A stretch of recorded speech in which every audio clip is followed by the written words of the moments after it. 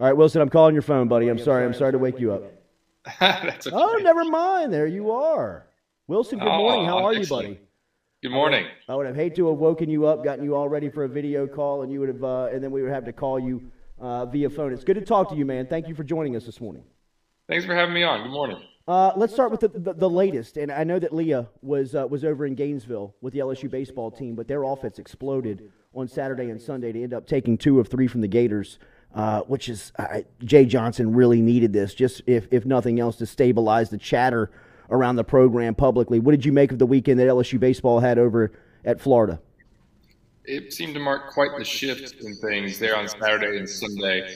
Not that this team was necessarily reeling. It's early in the season. It may have been too soon to say that kind of thing, that the season was lost. I mean, they played one SEC series. There's still a long way to go this year. But coming off of losing 4 out of 5 and getting beat by Texas A&M at home, they really needed to go on the road and at least get one of these games, if not win the series. And to do it in the fashion that they did by winning 16-4 on Saturday and 11-2 on Sunday, just hitting the ball all over the park. That's what Jay sort of brought to this team, or what you would hope that he would bring this team, was these electrifying offenses. And they were able to do that this weekend, really getting back on track in a big way.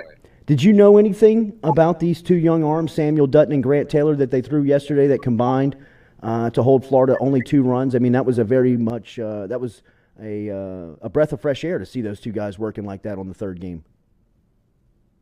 They weren't incredible during fall practice or anything like that.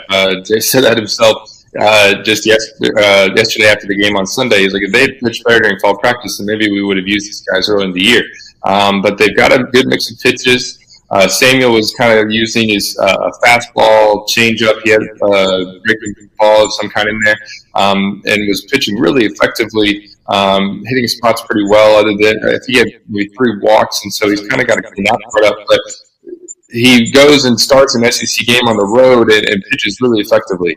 And then Grant comes in after him, and he was using sort of a 2-seamer and a cutter, and that was working really well, sort of playing those pitches off of each other with the late movement that they have. And obviously, they only needed those 2 guys for the entire game. And so it was really impressive what they did to come in and pitch in an SEC game like that. And it could help LSU's pitching staff quite a bit if those 2 guys can continue to step up. Is this what you anticipated from the lineup at the beginning of the year?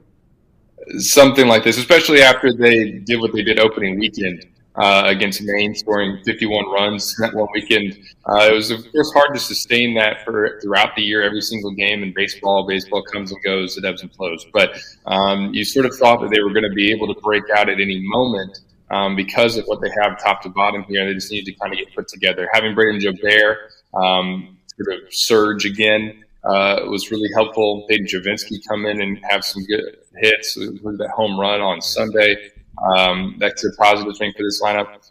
Top to bottom, it's got the potential to be one of the best in the country. They just needed to put it together, and they finally did for 2 days.